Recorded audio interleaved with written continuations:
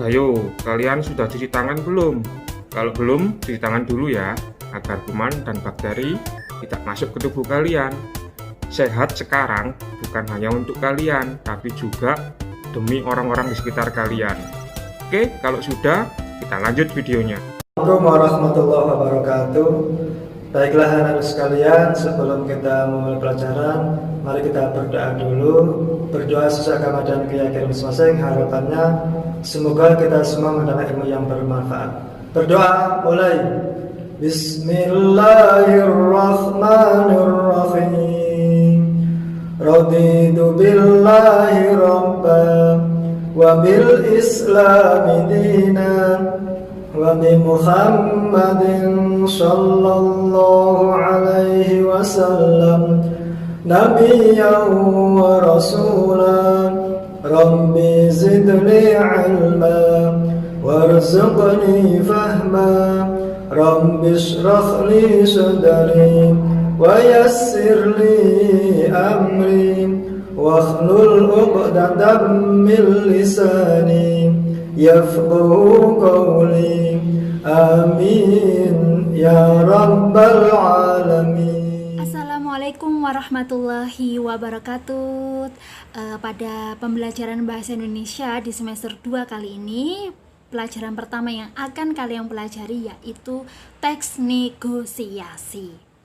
Nah, tentunya dengan harapan materi kita kali ini agar kalian itu bisa menjadi pribadi yang mampu memberikan solusi-solusi di dalam setiap permasalahan, di dalam setiap kepentingan atau kebutuhan kalian, karena ternyata banyak sekali loh fenomena-fenomena negosiasi yang sebenarnya sudah sering sekali kalian lakukan di kehidupan kalian sehari-hari.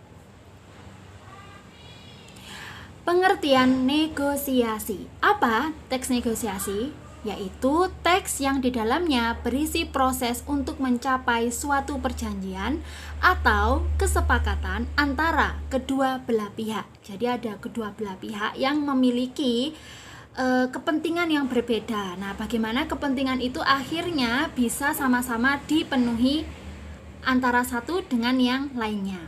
Nah, kesepakatan tersebut bertujuan untuk memenuhi kepuasan pihak yang bersangkutan dalam elemen tertentu seperti kerjasama dan kompetisi. Nah, bagaimana karakteristik dari teks negosiasi itu? Yang pertama adalah menentukan solusi dan menjadi sarana penyelesaian masalah. Nah, ini sangat diharapkan sekali ya adanya solusi, sehingga kedua belah pihak itu tidak tidak enak hati atau mungkin merasa dirugikan yang satu sedangkan yang satu diuntungkan, ataupun sebaliknya, ataupun sama-sama tidak merasa diuntungkan, dua-duanya sama-sama rugi. Nah, itulah mengapa dibutuhkan adanya solusi. Yang kedua yaitu menghasilkan kesepakatan dan perjanjian. Kalau bukan kesepakatan ya perjanjian. Nah, kedua itu biasanya hal yang akan didapatkan setelah kalian melakukan negosiasi. Yang ketiga, menghasilkan penyelesaian yang saling menguntungkan. Nah, siapa yang nggak mau kalau tidak menginginkan kalau misalkan mendapatkan keuntungan ya satu sama lain, entah itu keuntungan terpenuhi apa yang kalian inginkan, apa yang ingin kalian lakukan, dan sebagainya.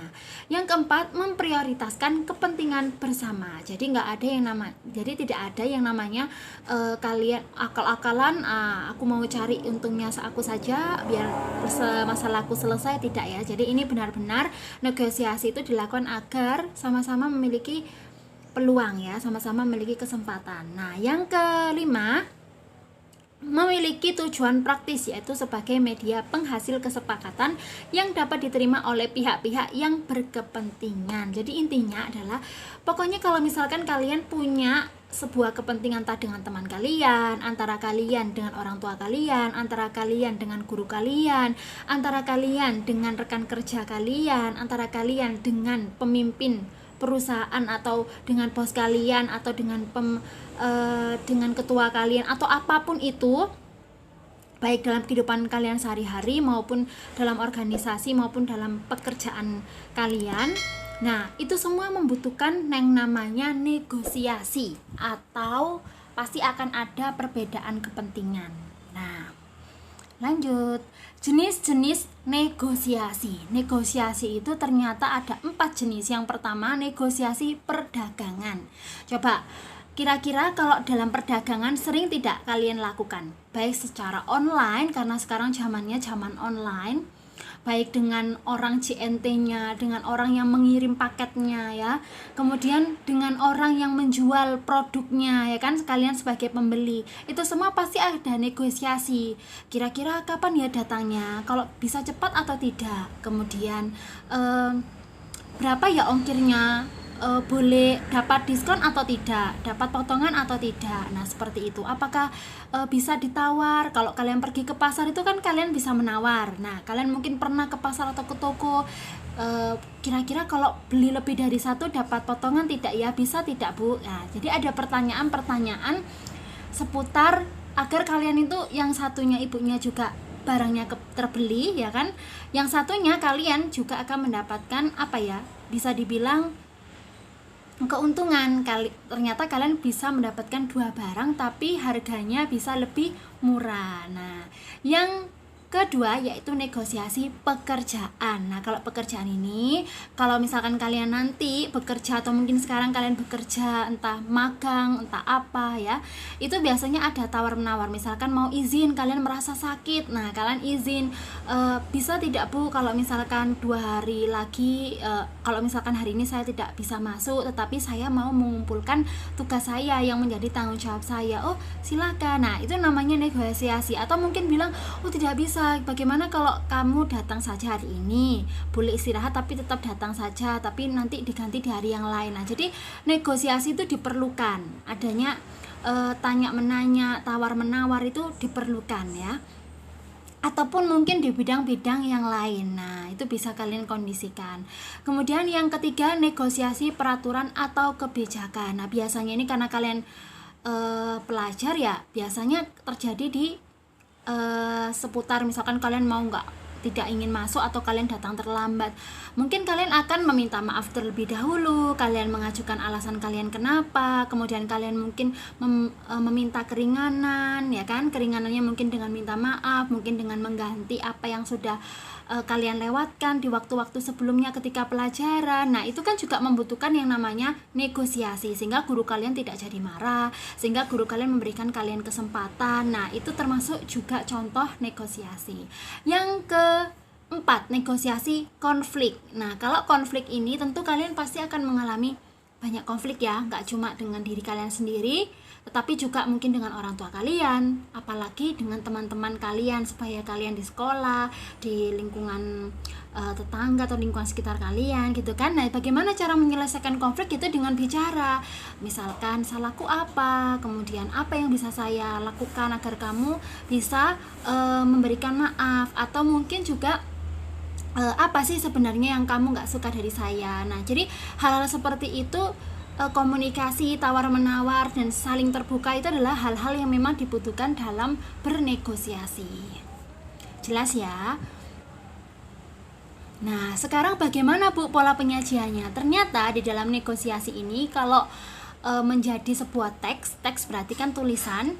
Nah, kalau yang tadi Ibu contohkan itu adalah negosiasi di kehidupan sehari-hari atau secara tidak tertulis secara lisan, yang kalian tidak sadari tapi sudah sering kalian lakukan. Nah kalau sekarang bagaimana kalau teks negosiasi ini menjadi sebuah teks, ya kan? Teks negosiasi menjadi sebuah tulisan itu ada 3 pola penyajiannya, yaitu berbentuk narasi, berbentuk dialog, dan berbentuk gabungan antara narasi juga dengan dialog. Nah kalian sebelumnya kan pasti mengetahui ya, yang dinamakan narasi itu berarti seperti bercerita. Jadi ada proses tawar menawarnya, diceritakan di situ berbentuk narasi. Nah, misalkan contohnya hari ini Ibu pergi ke pasar untuk membeli kubis agar mau dimasak sayur sup. Nah, ketika sampai di pasar ternyata harga kubis itu melonjak. Nah, Ibu datang dari satu tempat ke tempat yang lain tetap sama, semua harga dari kubis itu naik. Nah, akhirnya Ibu sampai di salah satu penjual. Nah Ibu melakukan sebuah menawar bagaimana kalau misalkan kubisnya itu bisa harganya itu bisa lebih murah dengan cara membeli lebih banyak sayur kubisnya. Nah, akhirnya si penjual mengiyakan karena penjual merasa bahwa barang dagangannya itu terbeli banyak oleh si ibu. Nah, ibu pun juga berhasil mendapatkan kubis itu dengan barang yang banyak, tetapi juga harga yang sedikit lebih murah dibandingkan jika tidak melakukan penawaran. Nah, itu berbentuk narasi. Jadi seperti bercerita, tapi di situ ada menunjukkan adanya penawaran atau tawar-menawar antara penjual dengan pembeli. Nah, yang kedua adalah berbentuk dialog. Dialog itu berarti berbentuk percakapan antara pihak yang mengajukan sebuah penawaran. Misalkan ibu di teks itu ibu hari ini pergi ke pasar, kemudian di bawahnya lagi ganti paragraf ada ibu titik 2 tanda petik, Bu, saya mau beli kubis, berapa harganya? Nah, kemudian ditutup tanda petik atau tanda tanyanya, kemudian balik lagi penjualnya titik 2 tanda petik. Oh, bisa, Bu. Nah, jadi itu berbentuk percakapan ya. Seperti yang pernah kalian tahu ya, dialog percakapan. Yang ketiga berbentuk gabungan, jadi menggabungkan. Jadi setelah bercerita kemudian di bawahnya ada teks dialognya juga. Nah, itu namanya berbentuk dialog gabungan antara narasi dan dialog. Sampai di sini semoga kalian mengerti. Nanti akan Ibu lanjutkan pada bagian yang kedua mengenai bagaimana struktur dari teks negosiasi, bagaimana unsur-unsur yang harus dimiliki ketika melakukan negosiasi, dan bagaimana cara kalian membuat teks negosiasi. Sampai jumpa, terima kasih, semoga bermanfaat dan jelas. Kalau ada pertanyaan silahkan kalian bertanya melalui WA, WhatsApp, atau bisa juga kalian komentar di kolom komentar video ini. Terima kasih. Wassalamualaikum warahmatullahi wabarakatuh. Salam olahraga, salam sehat.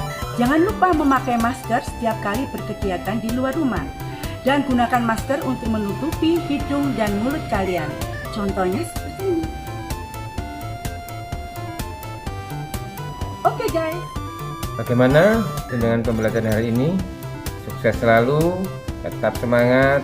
Jangan lupa jaga kesehatan, pakai masker, selalu cuci tangan, dan jangan lupa jangan keluyuran kemana-mana. Tetap di rumah saja, bantu orang tua. Jangan lupa ibadah.